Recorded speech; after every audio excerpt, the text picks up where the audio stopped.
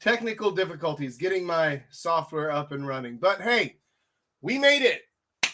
Welcome back to Korea, Papa Jack. Oh, thank you very much, Papa Jack. That's sweet of you. Simba, do you want to come and say hi? Come here, buddy. Come here. Come here. Big Simba is very happy, too, that we're back. Say hi, Big Simba. He spent the last couple of weeks staying with his grandparents. And while he had a fun vacation, it is good to be back home. Speaking of being back home, I feel like there's something missing. Isn't there, Simba? We've just started the stream, but there's something missing. What is it? Oh, that's right. Our Cheers with Chaps. Because how can we possibly have a live stream without the Cheers with Chaps? Even when we did the live stream from Mexico, we still had a cheers. Although it was probably a pina colada or some shit. And there was a lot of drinking going on down there. But let's not hesitate anymore. Let's indulge in the highlight of humanity, in the culmination of civilization, in the thing that makes everything better. Join me now for a Cheers with Chaps. Go. Oh, delicious.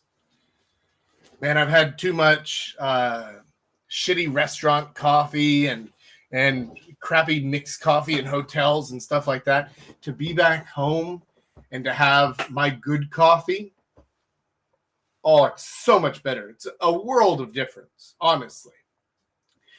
I hope that you guys also have something wonderful to drink. And it's possible that it's not noon for you and you may be enjoying yourself an adult beverage. Or maybe it is noon for you and you're still enjoying yourself an adult beverage. I will approve on both fronts. So let's go ahead and jump into today's topic. So today, we're going to be talking about how to know if you should get serious with somebody. So let's say that you go out, you meet somebody, you guys start dating, maybe you start hooking up, and you're trying to decide, should I actually start to get serious with this person? Maybe you're dating a little bit, you hang out some, but you're not sure if you're going to make this like a long-term relationship. Or maybe you're in a relationship, but you're not sure if you're ready to take the next step, whatever that would be for you. Maybe moving in together, or maybe actually getting married or something like that. Well, I have good news for you, because I have been in all of those situations listed above, and I did not always get it right.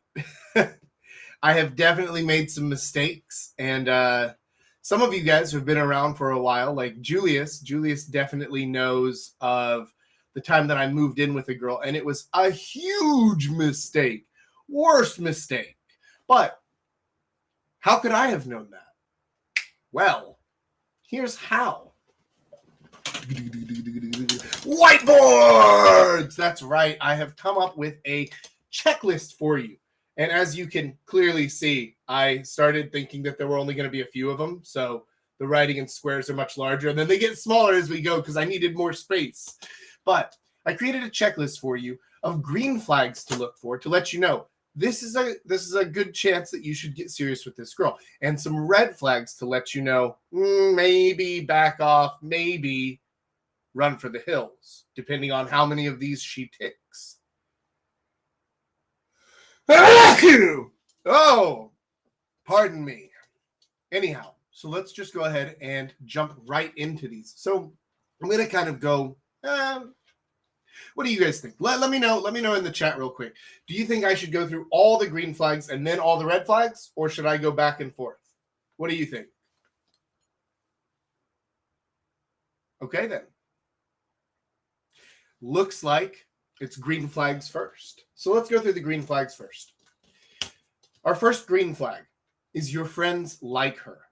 I mean, now this is one where you're going to have to actually talk to your friends, not while she's around, but you're going to have to actually talk to your friends. After you guys hang out a few times, you spend some time together, and then you actually talk to them and say, hey, what do you think about her? Do you notice anything that I should be aware of? Did you notice any weird behavior, something like that?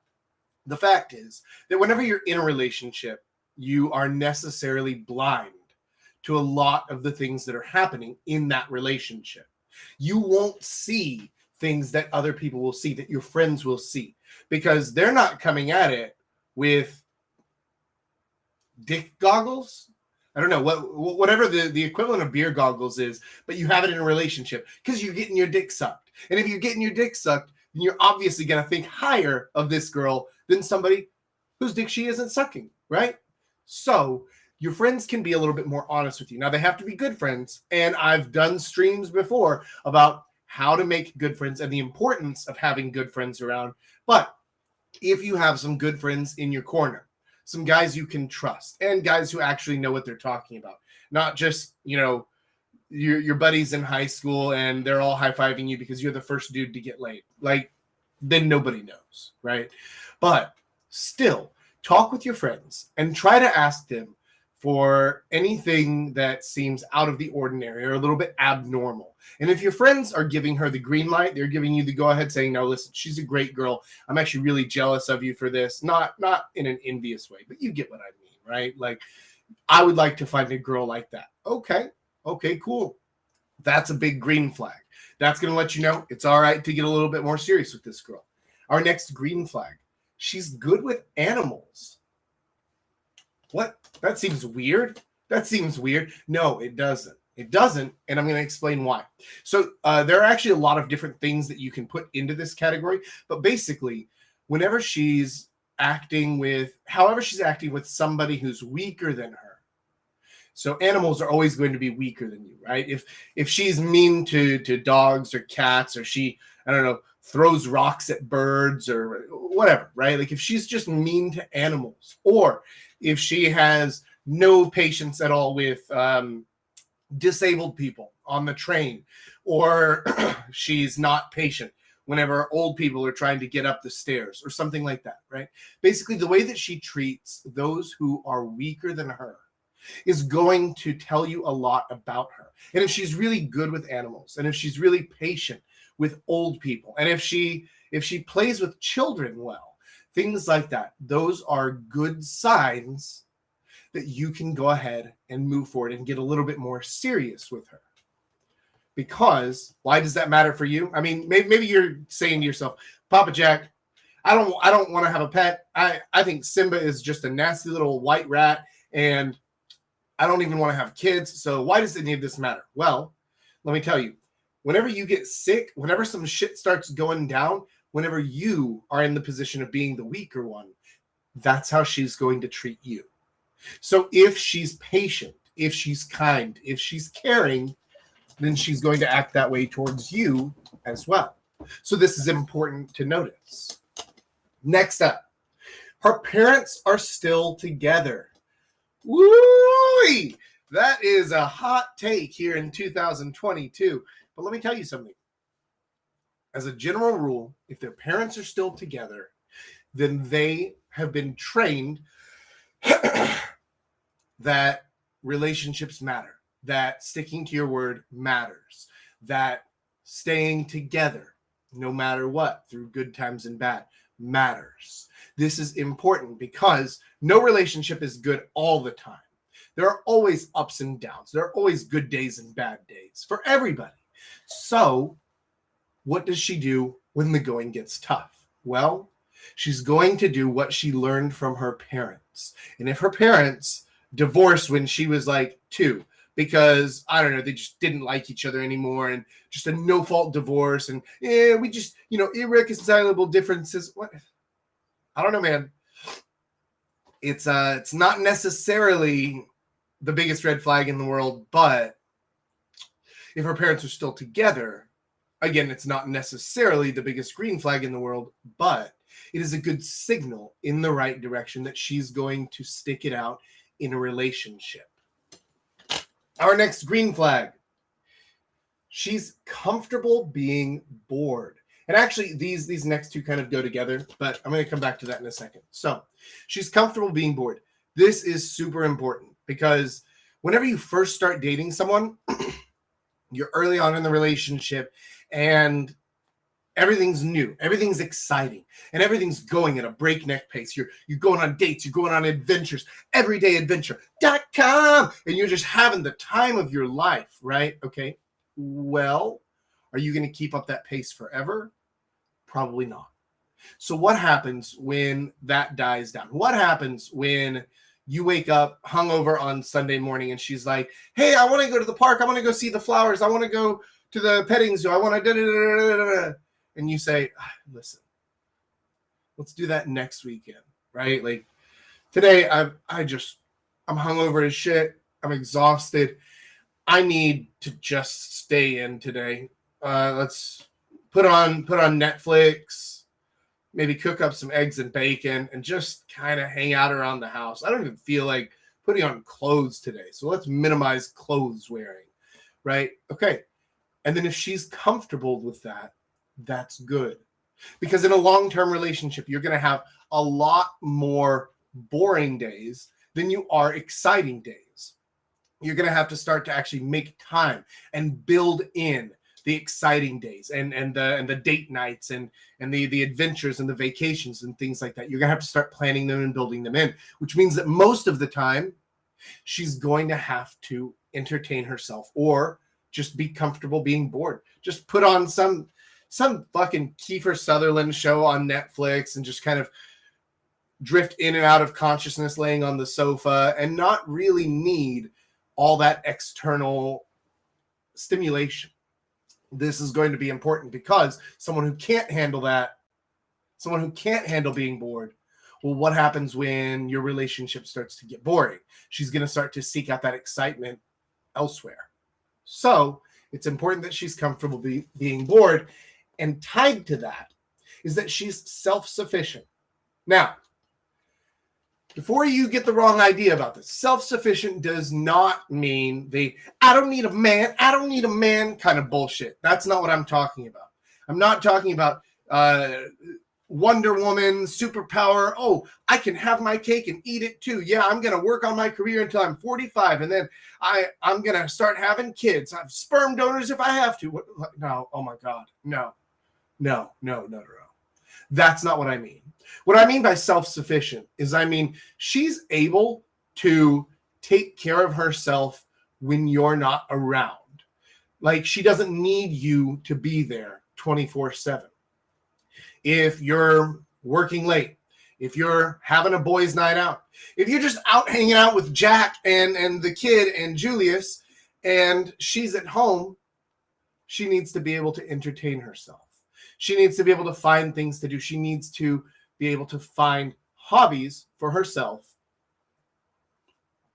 that will keep her entertained and keep her busy without you having to babysit her 24/7, which ties into healthy hobbies. If she has good hobbies, healthy hobbies, then that is a big green flag. Now, what do I mean by healthy hobbies? Well, it can mean like physically healthy hobbies, right? So she goes to the gym, she plays sports, she whatever, she likes to run. Those are healthy hobbies, sure. But there are tons of other healthy hobbies that don't necessarily require the physical component. Lady North loves studying languages. It's a thing that she does just for fun in her spare time.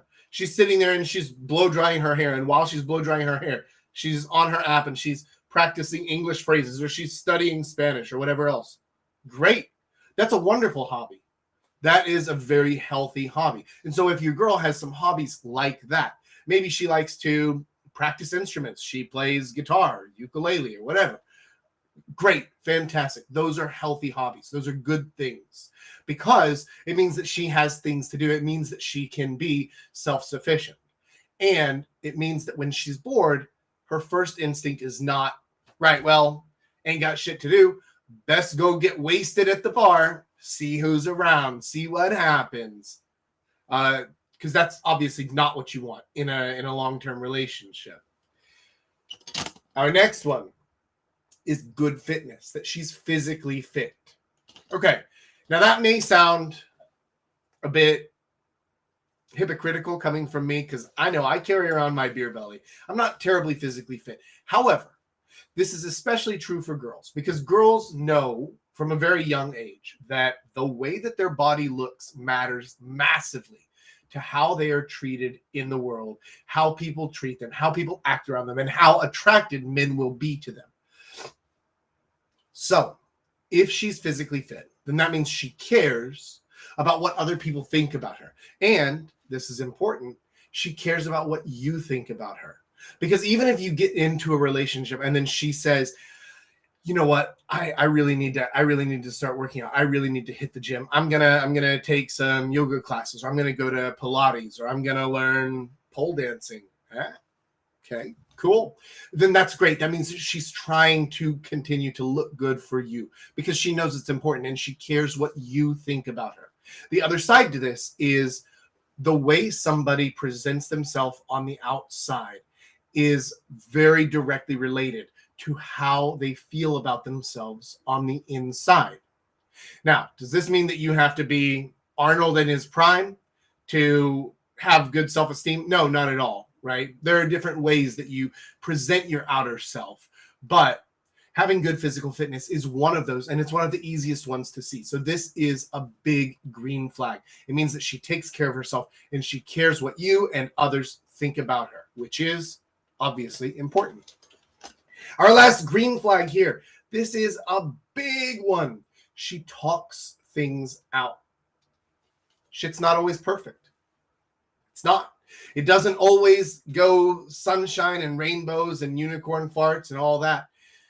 Sometimes there are problems. Now, when there's a problem, does she shut down and start crying? Does she lash out and start yelling at you? Does she start throwing things? Does she get angry whenever shit doesn't go right? Or does she start to talk things out with you and say, okay, look, I'm pissed about what you did, but I want to understand why you did it. Maybe we can understand each other better. Let me explain what I'm feeling and why I'm feeling it. And you can explain to me your side of how you're feeling and what's going on there. And that's fine, because that's a really healthy way to deal with problems and to deal with conflict, because those things will naturally arise. In any relationship, there will be problems, there will be conflicts, but that doesn't necessarily mean that there have to be fights. You don't have to yell at each other. You don't have to throw things, and you definitely should not be hitting each other. If she hits you, and like not in a playful like, oh, you, but like if she's hitting you because she gets pissed at you and she's, I'm so mad at you, right? Okay. That's a petulant child. She never evolved from her kindergarten playground bullying, right? That's a massive red flag. But if she's able to talk things out with you like a grown-ass rational adult, very good sign for a healthy long-term relationship. Now, let's move on to the bitching and pissing and moaning about all the red flags that you should be looking out for. Here, let's change sides. Okay. Number one, her friends are shit. This is a big one because a lot of guys will they'll meet the friends and they'll say, oh, I'm not really a fan of the friends, but you know, everybody's an individual and you don't always get to pick your friends, right? Maybe it's friends of convenience. I don't know. But she's not like her friends. Okay. I'm going to tell you something very important right now. You are an amalgamation of the 5 people you spend the most time with. And it doesn't matter if those are friends, if those are coworkers, if it's your boss, if it's your fucking dog. I don't know if the dog really counts so much. But the 5 people you spend the most time with is who you are. And so if her friends are shit, then there's a good chance that she's putting on a facade and she's faking it. She's trying to impress you early on in the relationship. But as the relationship goes on, you're going to find out that she's more and more and more like her friends. So if her friends are shit, if they're dirty bar sluts, guess what? Dirty bar sluts tend to hang around with what? Virginal church girls? Nope. Don't think so. Next up, right, this side.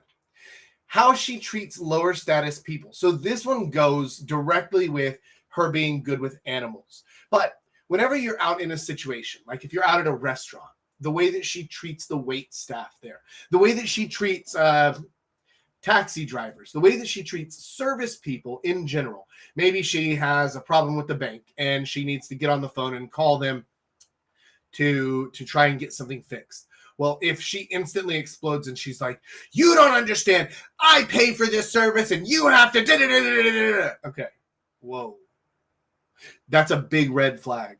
Because like I said before, whenever you get more comfortable in a relationship and then you end up becoming some sort of a lower status person for whatever reason, maybe you're sick, maybe you fucking lose your job for some reason, okay? And you need to get a new job. It takes you a few months. How's she going to treat you then? Well, if she treats people that have perceived lower status than her well, if she treats them kindly, if she's understanding and empathetic to humans, regardless of their status and what they have to offer her, then that's how you know that she's good, she's kind. But if she explodes on them, if she doesn't accept a waiter making a mistake, what makes you think she's going to accept you making a mistake? You see what I mean? And you will make mistakes. So when you do, how's she going to treat you? What's going to happen? That's why the way she treats people with perceived lower status than her is massive. Next up, she always has drama or problems.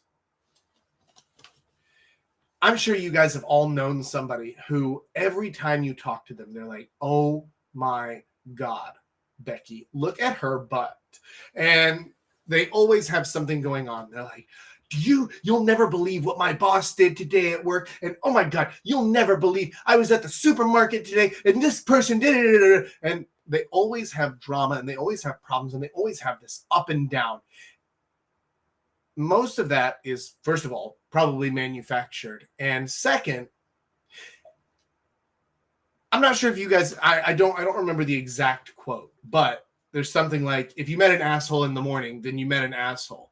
If you met assholes all day long, you're the asshole, right? And that quote applies here, which is the idea that if you're always having problems, if you're always having drama, if you're always, oh my God, you'll never believe, then it's like, well, probably you're the problem. If the X factor here is you, whenever you get introduced into a new ecosystem or situation, everything goes to shit, you're the problem. And so if she always has drama and always has problems, and she might even sugarcoat this a bit and say, I always have these problems with my coworkers. I hate my job. I hate all this. Oh, my family, I can't believe how they treat me, how they did it. But not you. You're wonderful. You're always so nice to me. And she's going to sugarcoat it that way. Okay? It can feel good, and it can be tempting to say, yeah, I am. I'm better than all of them. Okay, cool. But what happens the day that she decides you're not? Then now you're stuck in a relationship with somebody who's gonna be seeing perceived slights and gonna be creating drama and problems at every turn because now you're no longer the golden child. Let's move on. Ooh, this is a big one. If she breaks confidence. And now in this term, by confidence, I don't mean like having swagger. I mean, she breaks her word to other people. So if she ever comes up to you and says, now, listen, don't tell anybody I told you this, but Haley, she got the herpes. She was out last weekend and she was dancing at the club. And okay, she's telling you some secret that she wasn't supposed to tell anybody. Again, it can feel good. It can feel like, well, I'm special. So she's breaking her word to tell me because we share everything together. It's not about that one instant. It's not about that one friend. It's about how she views her word, how she treats her word. And if she doesn't put a lot of value on it, if she says, well, I'll keep my word, but maybe not this one. Okay, then how long is it before she's breaking her promises to you, before she's telling your secrets to other people, or before she applies that same mindset to other things? Yeah, I'm always faithful in my relationship, but What happens in Vegas stays in Vegas. Am I right? YOLO! Do you see? Anytime that she breaks her confidence in other people, that's how she treats her word. And so that's a massive red flag if she's telling you other people's secrets. Next up, social media addiction. Oh my gosh. You guys are probably hating me, right? Because you're like, oh, Jack, I know you hate social media. You're always railing against it. You're always saying how bad it is, how unhealthy it is. Okay, well, there's a reason for that. But this is a little bit more than that, because the biggest issue for girls with social media especially is that it's so focused in on getting fake internet points, on getting attention, on getting those dopamine spikes. Oh my God, my tweet just got so many likes, so many retweets. Oh my God, my Instagram is like blowing up. Oh my God, did you see this influencer started following me on Instagram? Oh, I need to spend more time thinking about him instead of you. It's also a very visual thing where she's out there trying to physically put herself out there for attention from other people. She's going to get beta orbiters. She's going to spend more time and attention and focus on that thing than you. And on top of all that, it is going to damage her mental health and her psyche, like I've talked to you about so many times before. So if she is addicted to social media, yes, Coot, social media is horrible and it's the wrong place to go when you're bored. I agree completely, but especially for these girls, because they get addicted to it so much. So if you see a social media addiction, big red flag. Watch out for that. Next up, I need to start rushing through these so we can finish them up in time. Next up, she has a poor relationship history. So if she is always telling you about, or rather, if she maybe she doesn't. Maybe she doesn't mention it at all. If her longest relationships were like 2 months, 3 months, why? That's a red flag. That's a red flag, because as a general rule, I mean, unless you're like 18 or something. If you're 18, then none of this really matters, because nobody is who they're going to be yet. And so even if you see these red flags, then you can actually help to change them out of that. Now, I'm not saying you need to be Captain Save-A-Ho, but, you know, if you guys are watching this when you're still in, well, technically we're an 18 plus stream, but I know that we have some people who watch it who might be a little bit closer to the 17 age range or so. And even if you're in your early 20s, you don't have to be Captain Save-A-Ho. If she's just all red flags and 0 green flags, run for the hills. But if she's got a few of these red flags, you can actually still rehabilitate them when they're that young. But once they hit about 25 or so, there's not really any changing it. It becomes set in stone. So if she's a little bit older and she has poor relationship history, short relationships, bad breakups, explosive breakups, dramatic shit always going on, just like I was saying before about the creating drama. If she has that kind of stuff going on, that's a big red flag. If she's constantly flitting in and out of this relationship, that if you guys have watched some of the bonus content, then you will have heard a story from Big Rich that is similar in nature. And if you guys haven't seen it yet, it is in one of our Jack and Rich Shooting the Shit videos. So definitely check that out. I'm not here to tell his story, so you're going to have to hear it from the horse's mouth on that one. But let's actually take this to the very next one, because it ties together. They don't take responsibility. Now, this does tie to the poor relationship history, because a lot of times a girl will tell you about her ex and how horrible they were and how terrible they were, and they won't take any responsibility whatsoever for the breakup. Fact is, every single breakup, no matter what happened, every single breakup is both people's fault. Even if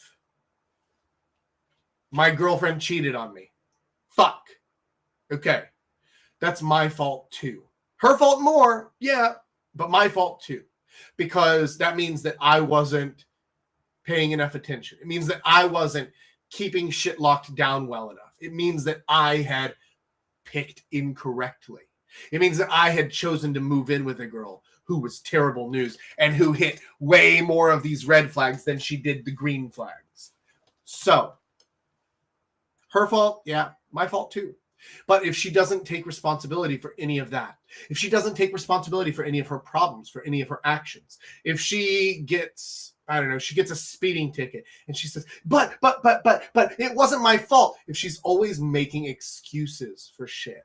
Oh, yeah, I know, I'm sorry I'm late, but, traffic was terrible, as she walks in with a fucking 40-ounce Starbucks Frappuccino. And it's like, that drink takes 12 minutes to make.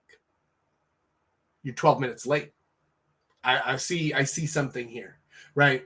So she doesn't ever take responsibility for things. That's a terrible red flag, because that means that any problem that happens, any issue whatsoever in your relationship is your fault. And it's always going to be your fault. And it's always going to be, what are you going to do about it? How are you going to fix this problem? You don't want that. Big red flag.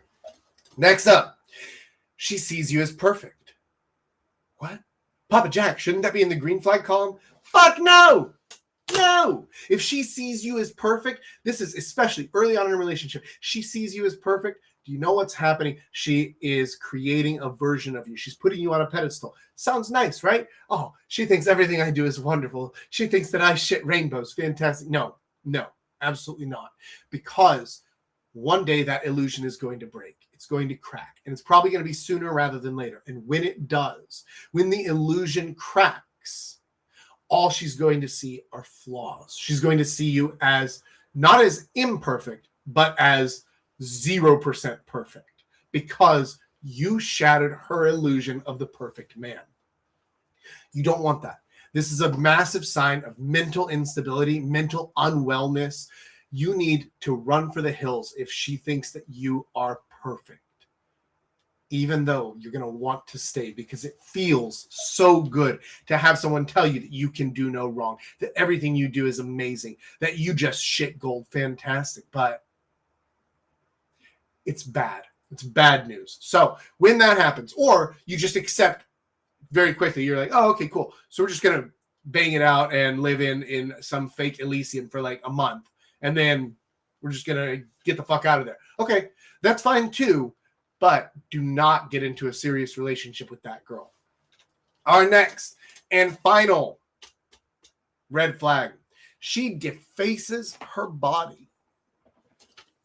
Excessive tattoos, weird piercings, purple hair. She shaves the side of her head. Weird shit like that. Okay, so as a general rule, things like that tell you a couple of important aspects to a person. One, they aren't comfortable with who they are, and so they want to change it. And it doesn't even matter how. Just change it. Just change it. I don't know what's wrong, but I just change something. Okay, and so they just impulse. Second thing it tells you, they're very impulsive. They aren't good at controlling their feelings, their emotions, and thinking through something. They just do it on impulse. Third, it tells you that they need attention. And they don't just need attention from you. They need attention from anybody. Because the only reason that you get a Jägermeister tattoo across your fucking titties here is for attention. You don't do it because you just happen to really love the taste of Jaeger. Right? No. It's all attention. And if she's seeking attention, well, how do girls get attention from guys? Sexually. Almost always. Now, does that fill the void?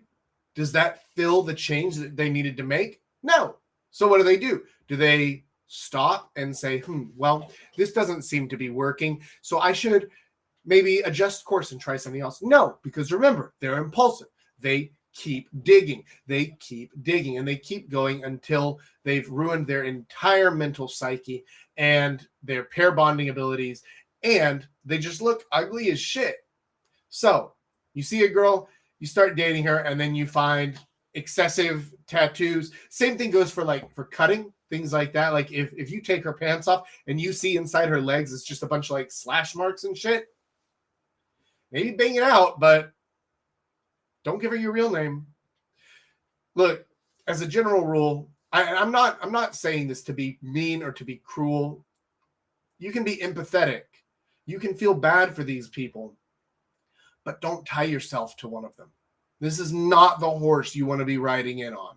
Instead, you wish them well, be kind to them, because just like with the animals, they're weaker than you. They have problems, but don't attach yourself to them. So I'm going to give you guys 5 seconds here with the full checklist, just right here on camera. Did it all make it in there? Let's see here. Okay, good. So if you guys want to see these, copy them down, write them down, you can pause the video here, pause the stream here, and have a look at them. But these green flags and red flags should help you to only get into the best relationships and avoid the mistakes that I have made in the past. With that said, if you found this helpful, if any of this struck a chord with you, go ahead and hit that like button. If you haven't done it yet, subscribe to the channel. You'll get news whenever I start these live streams, whenever we post new videos, whenever we put new clips up from the bonus content, whenever we do surprise live streams, all sorts of stuff like that. So hit the subscribe button if you haven't yet. And for those of you who are watching this on replay on YouTube, this is where I'm going to have to love you and leave you, because next up is the Q&A section, which is only available to those who are in the community membership, which you can join by clicking below, and in the live stream itself. So if you're still with us live, stick around for just 1 second. And for those of you on YouTube, Papa Jack out. Now, let's jump into the live Q&A. Let's go ahead and bring in our panel. Today we have Julius and the kid in-house with us. How are you boys doing? Pretty good. Good. Pretty good. Yeah? How was the lesson? Did that ring true for you guys? Yep. I like the thing with the body thing at the end, and they go look at the Jägermeister. That was that one girl at Corner Pub? Yeah, Suki. Yeah. I saw that. I was like, oh, you're gonna regret that. Yeah. No regrets, not even one letter. Oh man. And the thing is, like, she wouldn't look half bad, but she just had that thing plastered right on her chest. She was actually a really pretty girl. I mean, like, yeah. I, of course, if I weren't, but I would have banged her, but wouldn't have stuck around. No, definitely not. No, imagine, Jesus.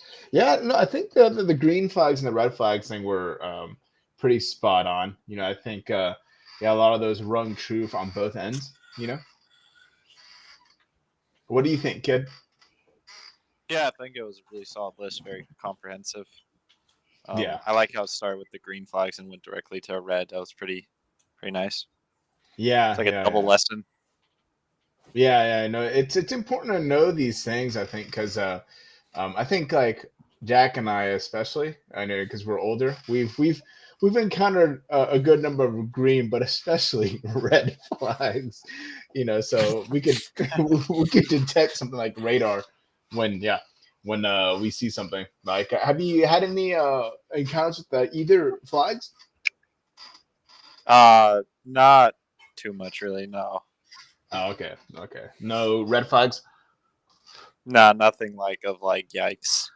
Oh yeah, sure. This is very bad. Like, never really any of that. Yeah, no, I mean, I figured. I mean, because I know that, like, this is all pretty new, but, like, yeah, we've met a few. Like, I made a list of my own that I came up with, and I know a big one is usually, like, if they have ex-husbands, because it's like, holy shit, what happened there? Good God. What did you do? What did I didn't even think to put that on there. Yeah, previous marriages, if they're a single mother. But I don't know. I feel like things like single mothers and overly jealous or clingy, those are, like, a little bit obvious, so I didn't need to include them in the lesson. Right. And there's a lot of gray area with single moms. Like, sometimes, like, if something happened. Yeah, if the husband died. And it's still a widow. It's like, okay. That's kind of a big thing, though. Yeah. So, I mean, that comes with its own kind of problems, but it's not, like, as bad as the others, I think. But yeah. So, like, ex-husbands, like, I remember I was seeing this one girl. She had an ex-husband, was totally covered in tattoos, and she what was it? She was only like 23. Yeah, 22, 23. Yeah, so I was Ugh. like, good God, you're good in bed, but good God. Yeah, and good This, good at making bad decisions. yeah, I was like, God, yeah. And it was like some Italian guy she had married, and then she got tired of Italy and came back, and she was educated in London. She had like all the red flags any Korean girl could have. Um, Oh God, she no was good. Korean. Oh, Oh yeah, yeah, yeah. No, I don't. Yeah, no. Please, yeah, it okay. was bad. And, like feminist, hardcore feminist. So, I know I'm throwing out all these red flags out there, but like I think ex-husband is a very, it's reliably, it's a good indicator that something wrong happened to her, or she did something horribly wrong. But either way, it's just a lot of baggage you want to avoid. It Yeah, that's is. the main thing here. Yeah. Yeah, baggage and trauma, one way or the Yep. other, doesn't even matter whose fault it was. There's still going to be Yeah. baggage and trauma. Yeah, because in her case, it's gonna if it was trauma, then it's trauma, then it's trust issues, it's all this sort of stuff you don't want to deal with. I've never personally dealt with it. I mean, with this girl, it wasn't so bad, but like, I mean, she was also kind of nutty, and things didn't last, and yeah, she was weird. Yeah, Anyway, the kid, we have some questions in the Discord. Could you pull feminist is those a red up? flag. Yeah, I have those on the chart. Well, we'll go with those. I want to make sure we hit them today. Yeah, let's hit those. So let me just pull up the Discord. I'll just read them. So the first question.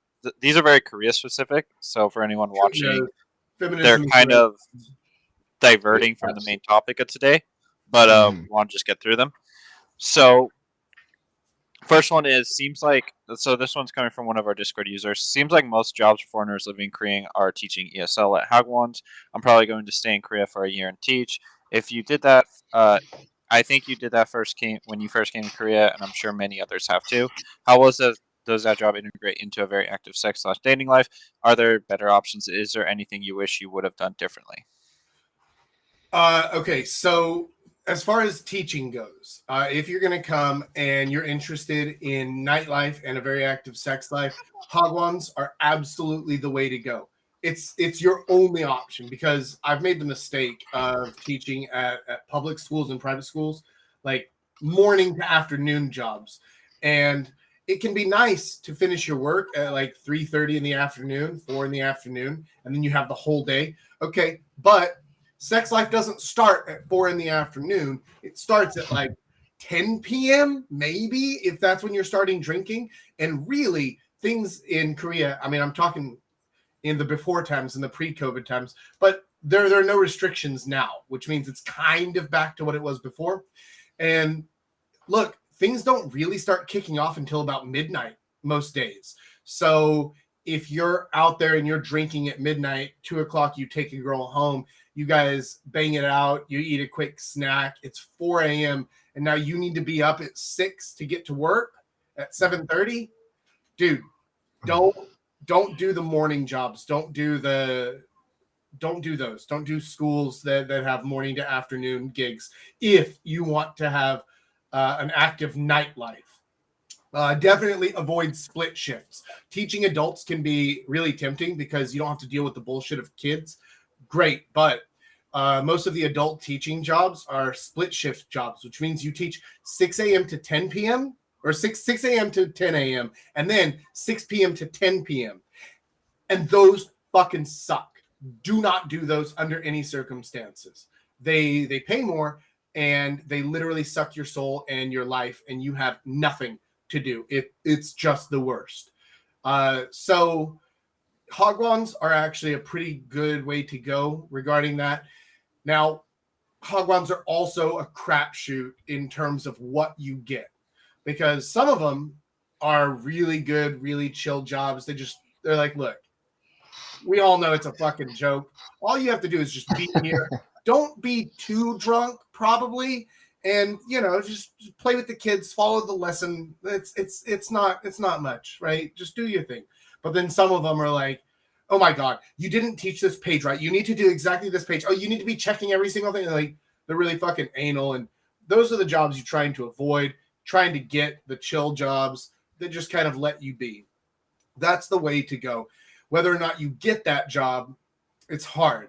It's hard, especially if you're not in country already. the jobs that advertise online, especially through recruiters and stuff, are the ones who can't fill their jobs here in town by just like word of mouth. Whenever there's a job opening I still teach part-time. I teach at a hogwan nearby here, like 12 hours a week. And whenever there's an opening there, somebody's leaving, somebody's going back home, whatever, then they just ask me. They're like, hey, Jack, do you know anybody who wants this job? And that's how most of the good jobs fill their positions, because they'll ask the people who work there because they know it's a good job. And so they're happy to recommend their friends for it. But the ones where they wouldn't recommend their friends for the job, they need to try to find people online. And so it's hard to find the best jobs online, but you can still get some pretty decent ones, especially if you're outside of the main city center. Like if you're just outside of Seoul, then it's a lot easier to find good jobs online. But inside of Seoul, pretty much anything that's advertising online, it might not be the worst, but it's also probably not going to be the very best either. But yeah, as far as sex life and nightlife goes, hogwans are absolutely the way to go. I don't think that there's actually a better option. If you need to come over here and you need a work visa, there's no better option than hogwan work if you plan on heavily pursuing nightlife. What do you think, Julius? I disagree with a little bit. I think that like, yeah, if you're gonna be doing it like nonstop, like you're gonna go out most nights of the week to do whatever you want. Like for sure, yeah, work the hagwon job where it's like the shift is in the afternoon, so you have like the entire morning to recover. If that's what you want to do, more power to you. But I do think that like if you work like a normal thing and you commit yourself to the weekend, I think like a more healthier, more balanced lifestyle. Not all of us are Jack, so. I wouldn't recommend being me either. Right. Well, I mean, like, yeah, you get the point though. Like, some people, if you really want to do that and you want to like maximize your success rate, by all means, work the afternoon, hagwon work. So that way, like, you literally have all night, and you could stay out till 5-6 a.m. if you need to, and still get come home, sleep. and still get your sleep. I know that a lot of people also do a college stuff. They'll do like exchange programs. So like they'll stay 1 year in Korea as they're all like on a scholarship or some grant or some goofy shit that the school pays for. So and like the German girl I was seeing, she was on something similar like that, where she was there for only a semester, and basically like the requirements were like stupidly low. It was like show up, make sure you don't fail, and that's it. There was not even a grade because you're going to get an A regardless, right? So they didn't study, they didn't do any work, they just showed up, did their work, and then they went out. So that's also a very good thing to look for.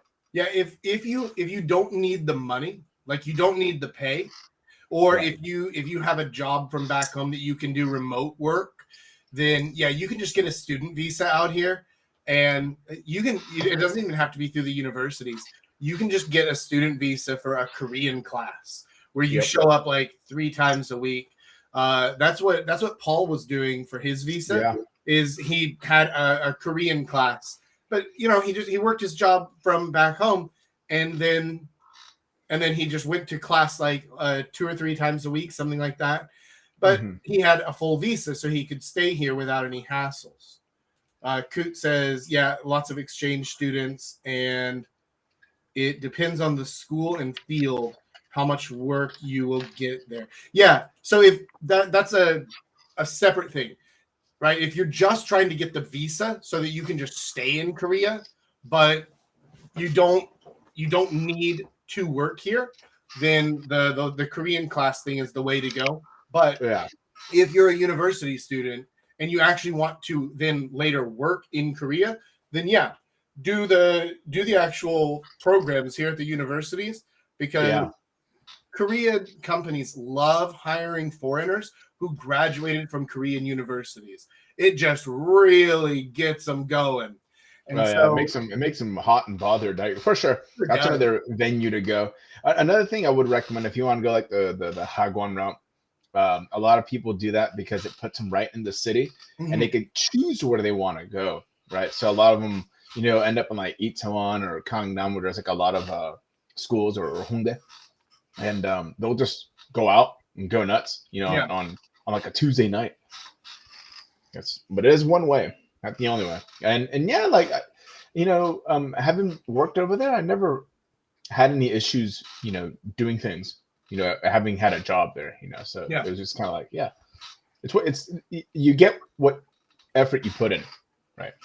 Yeah. Don't get fired from your job though, because your visa is tied to your job.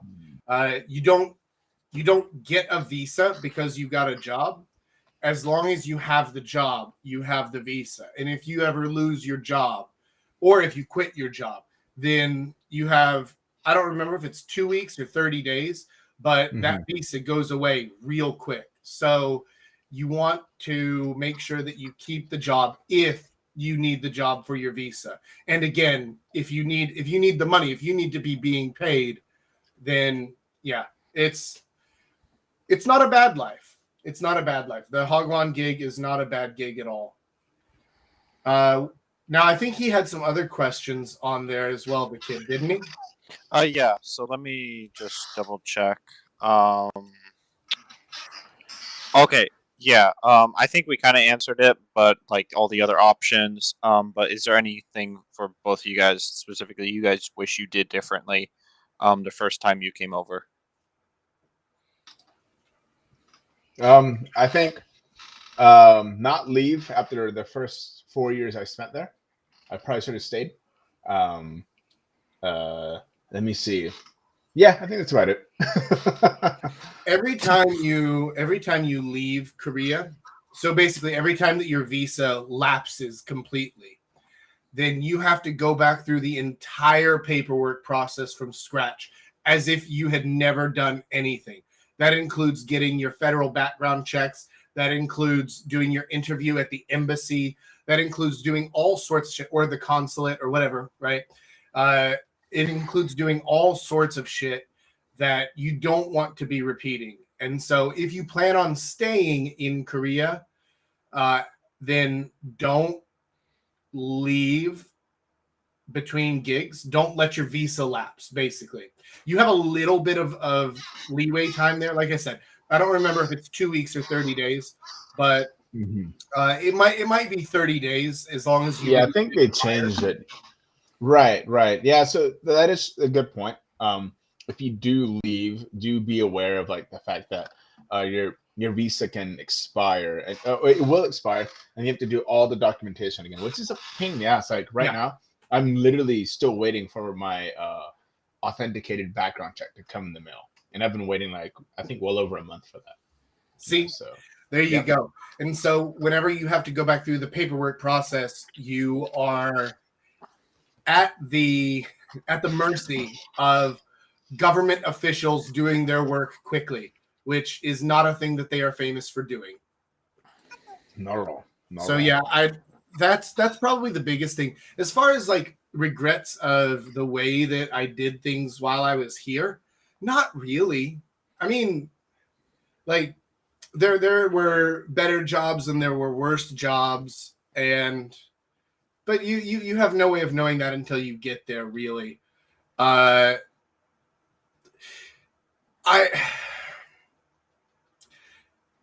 can give you the same advice that I got whenever I first got here. Some basic stuff like before you take a job, interview them as much as they're interviewing you. Make sure that the school is actually a good spot. Ask for the contact information for current and former teachers, like whoever you're going to be replacing. Ask for their email address and shoot them an email and say, hey, look, can you give me an honest assessment? Like, why are you leaving? What's the gig here? And obviously you take everything with a grain of salt, Because if they write you back and they're like, no, everything is perfect, everything is great, I do not have a gun to my head, I am not a hostage, right? Like, okay, well, maybe not. Or if they tell you, no, absolutely everything is shit, this place is absolutely garbage, okay, it's a red flag, but also they could just be the asshole. You never know. And so try to do a little bit of due diligence on the jobs before you take them. But again, you'll never know for sure until you get into the gig, because there are some gigs that are perfect for some people and they're absolute shit for other people. And it depends on your personality, how you mesh with the bosses, how you mesh with the things that they require you to do. But in the interviews, make sure that you ask questions like, what kind of paperwork is expected for us to do? How much outside of class prep time do we have? How much prep time does each class require? Do we have enough time for that stuff? Do you build in time for us to grade papers and things like that? Or do you expect us to take this shit home to do it? Right? Because questions like that are going to give you a better idea of where they are. And if you ask them something like, what kind of paperwork is required? And they're like, paperwork? Bro, this is a hogwan. We don't do paperwork here. Then you'll be like, oh, right. Okay, good. This is the job that I was looking for. Fantastic. Yeah, I mean, just have your eye out for things like that. And I wouldn't really stress too hard about the jobs. Like, it can suck when you're in it if you do get a shitty gig. But man, even when you're in a shitty gig, like, worst case scenario, they get pissed and fire you and you're like, awesome, I'm free, I'm gonna get a new job. Because once you're already in country and you have a couple of years of experience under your belt, people will hire you without questions. They'll just like, yeah, all right, yeah, come on in, you're good. It makes it so much easier to get gigs. Did he have any more questions, the kid? Yeah, he had one more question. Let's hit it. So let me pull that up. So his second question is, do you guys find a harder time with Korean girls versus Western girls? And he's saying his own personal experience has been, I've had a decent amount of success in Canada, even a few Koreans, but I'm wondering if learning curve for gaming in Korea is steeper than what most guys think. Julius, you want to go first? Oh, can you repeat that? So I was reading a text. Yeah, sure. So so his first part is, do you guys find a harder time with Korean girls versus Western girls? And then second part of his question is just kind of more like his own experience. He said he's had a decent amount of success in Canada, even with a few Koreans, but he's wondering if learning curve for Korean gaming in Korea is steeper than what most guys think. Oh, okay. I could see why you want me to go first, Jack. Okay, so like I think the difference here with dating Korean and Western is that with like Western girls aren't afraid to make a move. And depending on where they're from, you know, things are like 50-50 split across, whatever. It's not too hard. With Korean girls, you have to make the first move, which is the biggest difference I found. And they're definitely more shy. They're more on the shy part, or they're more ladylike, but in the Korean sense, to where like they cover their mouths when they laugh. You know, they'll assume that role. You know, whereas Western women were definitely more like equal, right? And of course, like I'm not saying take advantage of like how Korean women can act, but I am saying like don't wait for her to do the first moves. So, like if you have her at your place, or you guys are out on a date, or you're walking the park, you're at a movie theater, at a dinner, she's not gonna lean in to kiss you. She's not gonna grab and hold your hand. You know, she's not gonna do the things that maybe a Western girl would do. You have to do those things. You have to initiate everything. You have to initiate the kiss. You have to initiate holding her hand. You have to initiate, all the other stuff. You have to ask her to go out. A Western girl will be more confident in what, and being like, hey, let's go hang out. Hey, let's go do this. Hey, I want to do this. A Korean girl, she will do that once you get to really know her. You guys are in a relationship, but at first, you're gonna be like the driver in the seat in the car. So you'll be like, seen as the one that has to do all the work first, so to speak. That's the big difference I found. I don't think that Korean women are difficult. I think what makes it difficult compared to Western ones is that there is a language barrier. And so like if you walk up to a girl, there's no guarantee that she will speak English, right? So it is definitely a plus to learn the language or some semblance of it, right? Whereas like the Western girl, there's like a 99% chance she's gonna speak English unless she's like some weird Russian girl who's out and about. So you won't have to worry too much about a linguistic barrier of any sorts, cultural perhaps, depending where she's from. But yeah, Jack, what do you think? Worlds apart. So is the learning curve steep? That depends on what mindset you come in with. If you come in thinking that they're going to throw themselves at you because, oh yes, great big white penis, oh I love you, then dude, you're in for a surprise, because it does not work that way at all. No. But if you come over here with, with a decent amount of game already, if you come over here with a little bit of humility and willingness to learn, and maybe most importantly, a strong frame, a strong conceptualization of who you are, what it is you're looking for, what you have to offer, things like that, then you'll do well, and you'll do well quickly. So one of the biggest things here, and I talk about this fairly regularly, is about frame.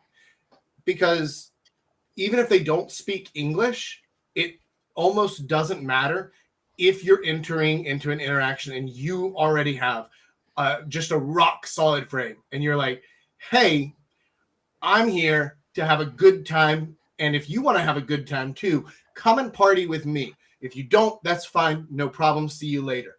Then a lot of times what's going to happen is they're going to say, okay, but I don't speak any English. Is that all right? And you say, yeah, I don't care. Come on. We're just partying. All right. Oh, okay. Okay. Yeah, cool. And they'll follow along because you're already leading the way. And the language barrier doesn't really matter all that much. I've talked about this many times before, but basically a girl's English ability is directly proportionate to how attracted she is to you. If she is really into you, she will find a way to speak English, even if she speaks no English.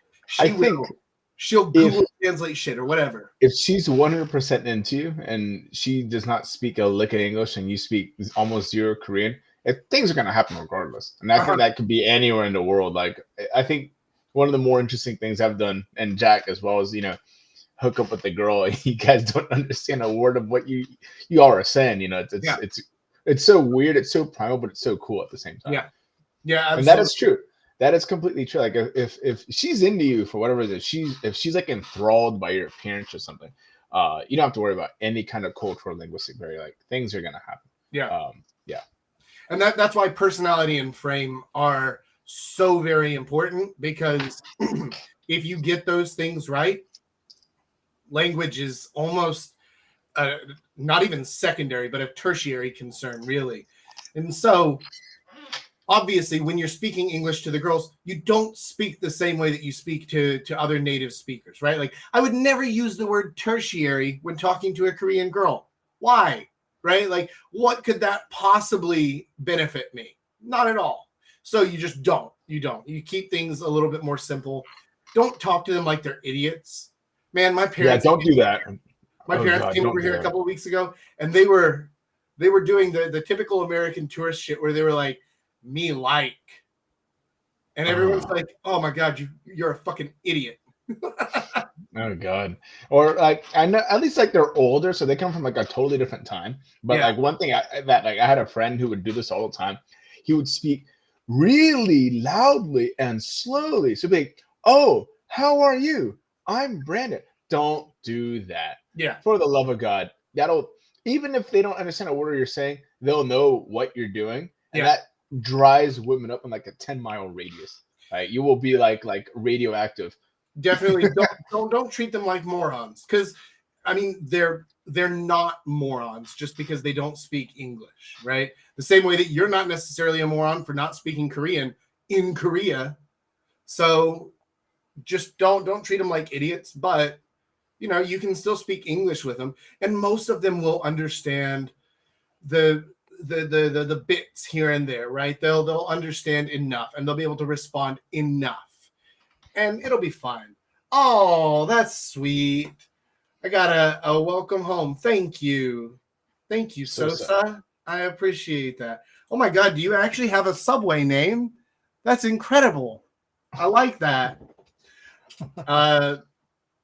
Yeah, so definitely don't do that shit. But as far as finding girls for hooking up with and stuff, you can use dating apps, and depending, honestly, I think that dating app success depends very heavily on who you are and your style and what types of girls it is that you're looking for, because I've seen from guys with good game and guys with solid looks, solid appearance, right? And I've seen guys have wildly varying success rates because your styles may not be appropriate for certain types of game. And so for me personally, dating apps are a huge fucking waste of time. Can I get laid with them? Yeah. High quality? Nah. Is it worth my time? Not even a little bit. But I would generally avoid those unless you're far away from everything. If you're far away from everything, use whatever tools you have at your disposal. But if you have a better tool at your disposal, which would be bars, nightclubs to a certain extent, street game, just meeting girls on the street, in coffee shops, on the subway, anything like that, is far and away better than dating apps are ever going to be. So I would very much recommend that. And even, especially when you first get here, if you're just going out and just talking to people, just basically being really outgoing and friendly, and start getting to know people, and they're going to start teaching you things, and you're going to start making friends. You might make friends with some Korean guys. You won't ever actually make friends with them, because there's always going to be that divide of like, I know you're here to fuck our women, right? But you can make some buddies with them. Maybe they'll tell you about some cool places to hang out or something like that. Don't take their advice on dealing with Korean women. They don't know what they're talking about. They're absolutely terrible at this. But you can also start meeting girls, and not just to bang them, but if you meet girls and you're like, okay, so serious question, where's the party at, right? Where do you guys go to party? And then she tells you like, oh, well, we like to go to this place. We like to go to this place. Okay, why? Can I go there? I want to go as well. Do they let foreigners in? And you can ask stupid questions, because they're happy to answer stupid questions. They're like, oh yeah, of course they let foreigners in. Yeah, everybody's welcome. Yeah, in fact, how about you come with us sometime? Great. Now you've got your in. She's going to introduce you to her friends. And now you've got a little social circle of girls. You've got some social proof. There are a ton of different ways to go about this. But the biggest advice that I would give to anybody coming to Korea is be outgoing. Talk to as many people as you can. Doesn't even matter the situation. Doesn't matter the context. Doesn't matter if you're attracted to them.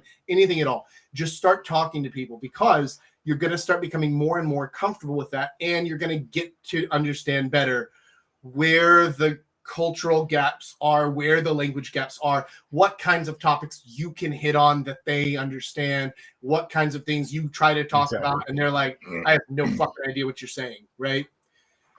That's all just going to come from experience, and you can 10x your experience by just talking to everybody, not just the 9s and 10s. Talk to everyone. Very true. Very true. I think that's a really important thing, is when you learn how to strike up conversation using street game with Koreans, with things that they can relate. If I go up to them and start talking about, I don't know, Whataburger here in Texas or In-N-Out, they're going to be like, I know In-N-Out looks good, but I don't know what the fuck Whataburger is. Fuck off.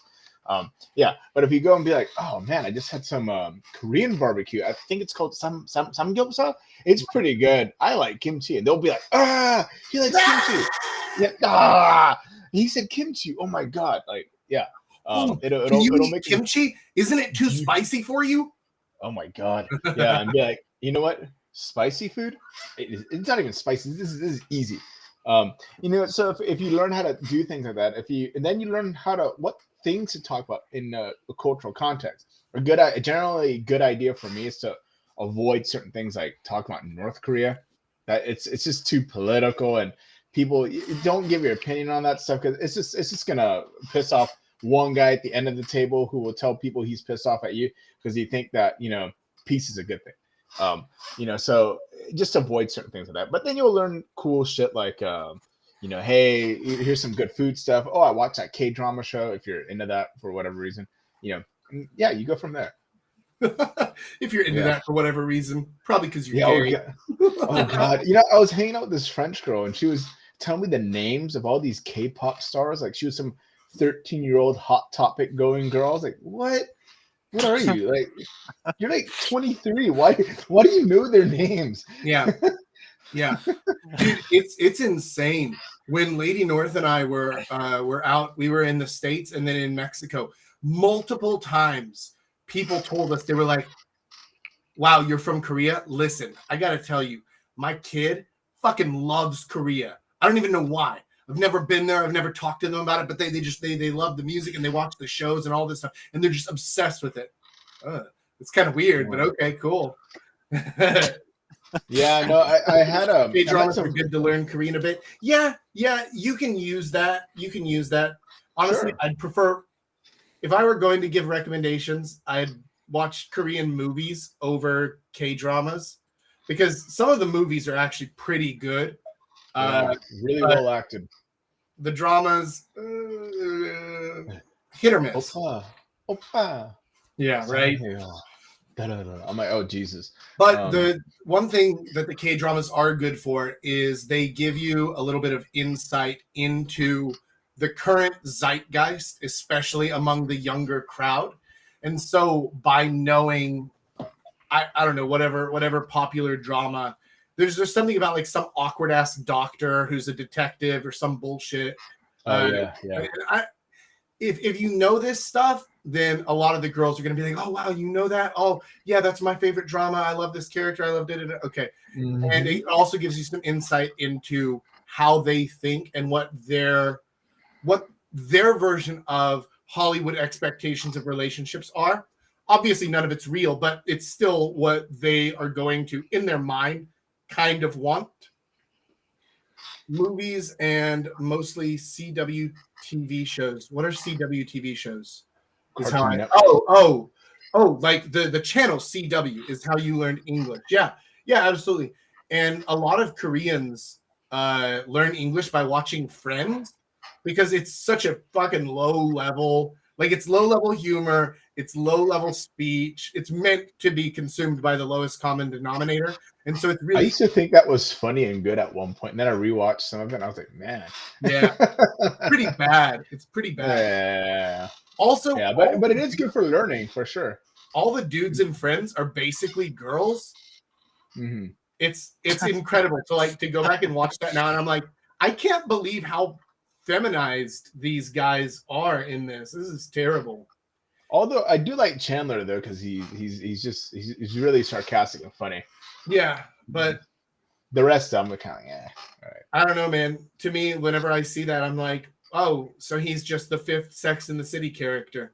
Yeah, well, like you watch it and it's something you just leave running in the background so you don't have complete silence, and sure. Like on occasion you'll go like, oh, Joey, right? Yeah.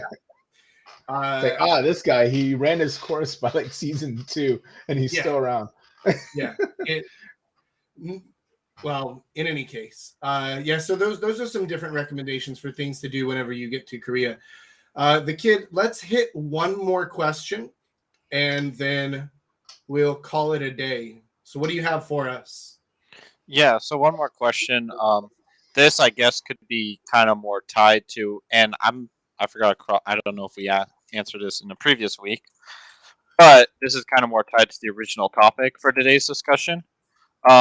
So, like, for you guys, what would be the ultimate deal breaker when it comes to a girl you're dating? Like, what's the one thing, like, if they can have every other category, but if they don't have this one small thing, you're like, no, I can't. If she has a penis. Okay, that's pretty reasonable. Yeah. I mean, you said the number one deal breaker. I'm like, well, there you go.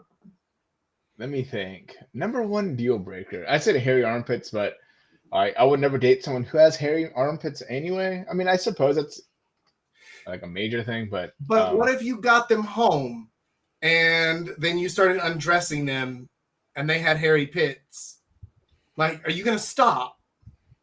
Of course I'm not gonna stop. Will Right. I date them though? Will I Right, date... but you'll just tell them like, hey, by the way, for next time, let me introduce you to my good friend Bick. Like, I don't want to deal with Sasquatch again. Let me see. Man, yeah, I don't know. Typically girls that give me some red flags, you know, or like the feminist types, you know, they're angry and they have all the other characters I don't like that overlap anyway. Yeah. But say like there wasn't anything there that was like really obvious. I don't know. I'm not a very picky guy. As Jack knows. Except, I mean, for me, no fat chicks. I guess. Yeah, and that's that. I mean, like, one thing's thick and chunky and juicy. Another thing's fat. I can't do fatties. Yeah. This is a little bit of a tough question because the idea is like, if you started meeting somebody and she has all the right green flags, but then what would be the thing that makes you like run for the hills, even though she's got everything else going? So she's Like not 10 out of 10 and everything. You started dating her. She's a very pretty girl, the kind you take home to mother, and you know she's got all the different things going on. At that point, what could break it?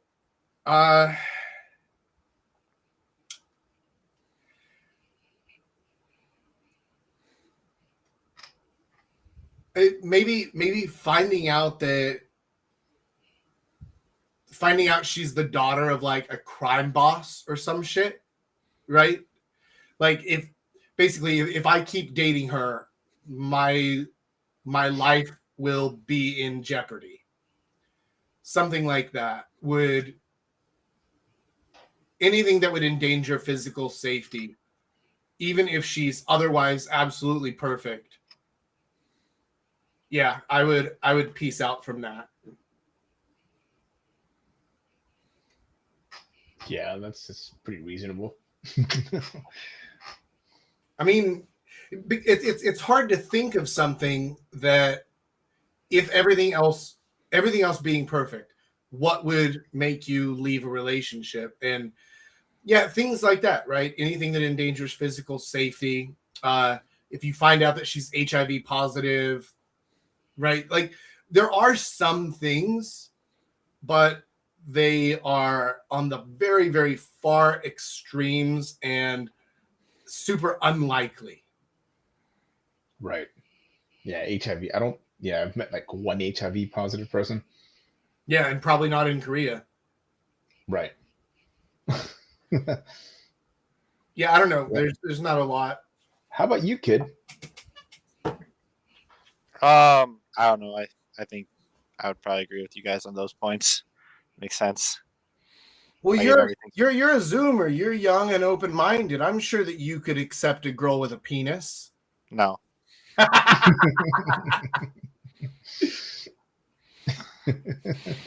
You are phobic. Well, here's one. I met a girl once, and I didn't like her at all. She was a bitch. She was stupid. I couldn't stand her. She was your typical, your classic. I'm a director, photographer, actress, model, but she wasn't paid for any of that, and she was just like an English teacher, you know. So I'm like, okay, get the fuck out of here. But she had really bad body odor. Like, you know how like when you exercise in a shirt and you leave it in your backpack for a few days and you forget about it, and you smell it, and it has that sour smell. She always smelled like that, always. So I think that to me is like a massive deal breaker. I think above anything else, because it's like body odor. Yeah, I don't know if I could deal with that. the sour smell because it gets everywhere, like in the blankets, on the rug, on the clothes. Oof, nah. Yeah, body odor would probably be. I wonder if there's any way to fix things like that, though. It feels like if you were in a good relationship otherwise, and you were like, right, but you smell like a wet dog, you know. I feel like Right. Gold Bond, right? Something. I mean, there's always like there's that UK show called Embarrassing Bodies. You know, I'm sure they could figure it out. Like zap away her sweat glands or something. I don't know. But yeah, it was a really weird one. And she's the only person I've met before or since that has had that problem. You know, she has body odor. It's crazy. It's some white South African chick. Ugh, rough. Yep. Well, anyway, Yeah. we're at an hour 20. We went well over our normal hour. But I think that this is where we're going to go ahead and wrap it up for the week. So thank you, Julius and the kid, for joining us. And guys who are watching, Coot, Sosa, and Brandon, thanks for coming out and joining us today. And for the rest of you who are checking in, appreciate it. Always love seeing you guys. Love talking with you. And if you guys have any more questions, throw them into the Discord. If for some reason you're watching this and you are not yet in the Discord community, make sure that you join it. You can find the links. I actually don't know if it's below the video right now, but you can definitely find it on the blog on thesoulplayer.com. You can find links to all the different courses and different things that you can check out at realjacknorth.com. And I will see you guys next week, if not sooner. So thanks again for joining, and Papa Jack out.